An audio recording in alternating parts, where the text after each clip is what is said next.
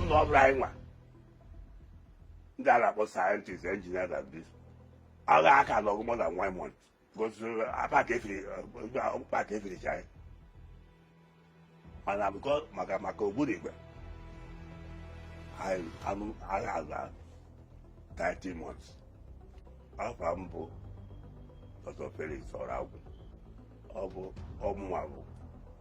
Oyisinde Melo Parapo Budigwe. Ejiwe Nwaga.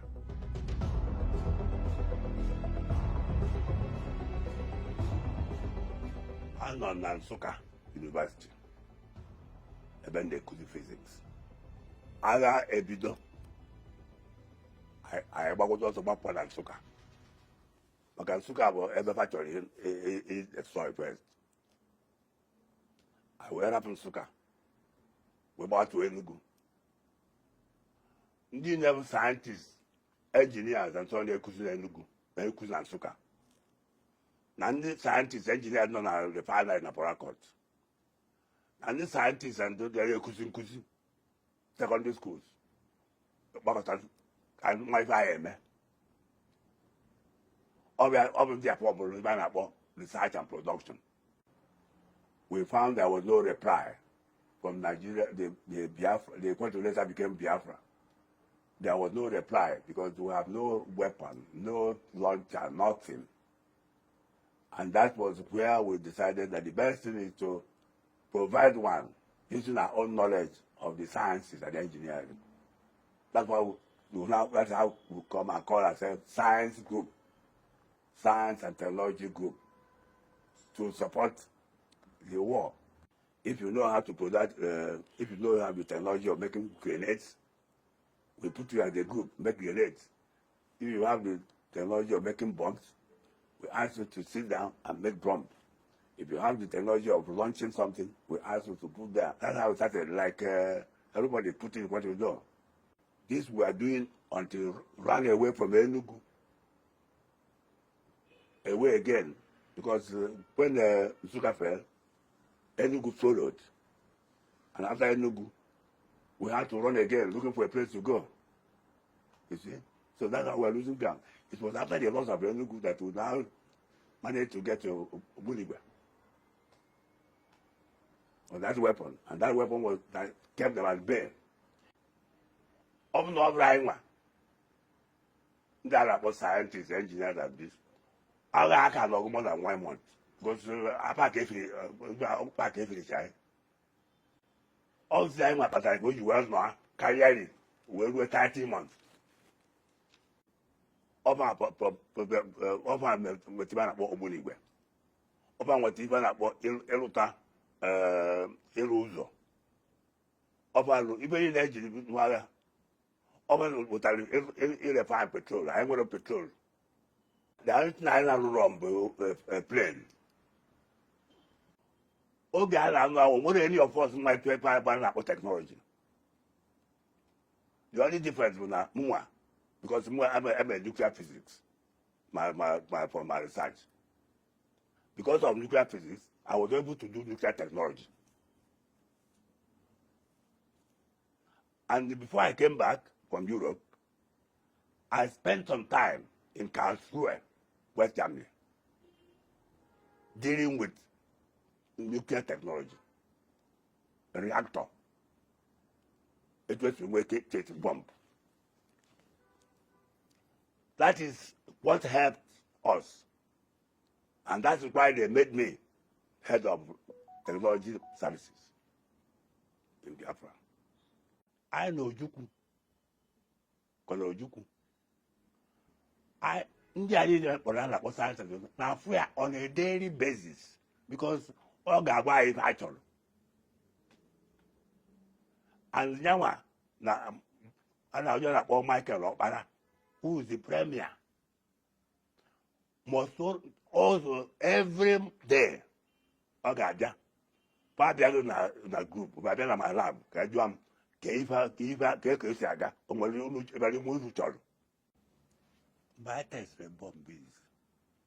My test the bomb. Umuru put Arana. I test here, but I'm a room, Marico. Since more of the head of the planning. And we're going to try. Some associate professors that was in the lecture, I'm a lecturer get one. I can't even there. I went there na Ojiri area, Nanyas. 10 o'clock. Nanyas. I went up. I went back. I went see. So for the gauge there. Parallel. You know, there was a bomb put here. I went back. Westman engaged the barrel. No, that's in the other. What is it? Not so young one can near Mutala. No more for your young well, live the dear. When you're just in a case I had engaged to marry. Yeah, Capeta. No, now. I don't see if I'm going to buy. Also, I'm walking my bath. When you were no one natural ala Tumuba. No, even the ice he kept. One of them was no not called I would not say alone. I'm going to do it here. Wherefore, the chief of army staff, Madwebo. Then I was ammonia, and artillery. Or someone were problems. See, yes, no going to buy Yaka. The man where was I on your soldier? I will test if I produce. So the man, was that the thing is the like this. It's here. Or just him, Oga. If all the safe, or sim, Oga. We went away with that. Okay, it's near Young. Oh, no, let's suppose it's in here. You say about look, you are in the army, you are in the army. And you can take in waking on that. When you are a cable. Also, no way to open. So you said anything. Or where were you? Waiting here. If I come out up to the mouth, let's say to her. Open over to a man for pieces. Or better when where, or better feel. 9 inches. Lucia, what did you? This year, apple, all the apple had there. Listen, a guy like this. 9 inches, not deep, like this. A weapon, Bulungan and Red Cross Hospital. On one year, Odik Manson, 2 of us were Britain in the 50s. Book surgeon. I'm not even amazing. Blood everywhere. So, where was there? 4 a.m. Look at it, Felix is alive. Look at it, Felix is alive. I didn't know what was going on. So what's that? Say back and no. Dick, the doctor, the surgeon, you just come back from heaven. This is the weapon. We were not comfortable with them. They give them weapon to hold. Nigerian troops, when we lost Enugu, pursued us to Oka. But there's a river. We put wood so that they can't cross. When they came there, with thousands of them, about 1,000 troops, in a full force to finish us. All of them were running until their commander. Why are you running? You are carrying this thing they give you. Put it this way instead of put it this way. When you put it, just detonate it.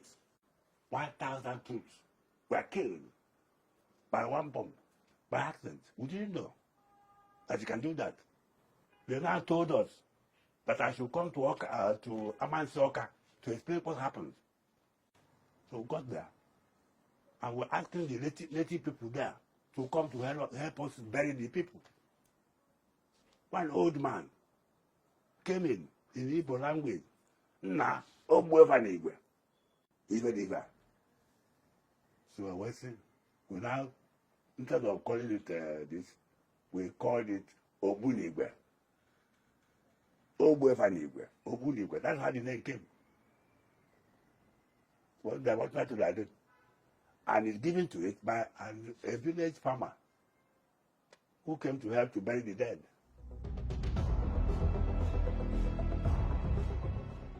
After the war, the Faculty of Science and Engineering met with networks including Madi. Then my degree and what you see, I get change method. That all the degrees, we can make a simple even water filter. We can't even make toothpicks. So what is this physics? What is this engineering for? We can't refine anything without somebody is giving us technology. And we said we will now develop technology so that we can industrialize the Igbo land. Did you know that the technology people were there? When I was giving this talk, when I tried, Indiana people, government in federal, under General Gowal, I tried, all Nachigama village, na Abatete, you won't see me today, as I've been killed. Eventually, they caught up with me, and they want me to help the federal government set up technology. That was how I left Nsukka. And even though my relations and our friends told me that we shouldn't go, the Vice Chancellor told me that they have taken over university as a federal university. University of Nigeria, Nsukka has become a federal university, and therefore he had to obey. This is military. They can just kill you if you don't want to go. Even my wife said she didn't go anywhere. And we had to persuade her. And I came. I was lucky. The best government I worked with is that of General Yakubu Gowon. When I came in, they called me chief scientist to be equal to the salary I was getting in the university. Chief scientist to the government. Chief scientist means associate professor grade. So between 1972 and 1976, I was chief scientist to the government. In 1976, I became director, which is equivalent to professor. During the period, I was able to set up the following. What you now call National Agency for Science and Engineering Infrastructure. What you call Project Development Agency, Enugu. What is called National Agency, National ATTD, National Technology Development Agency.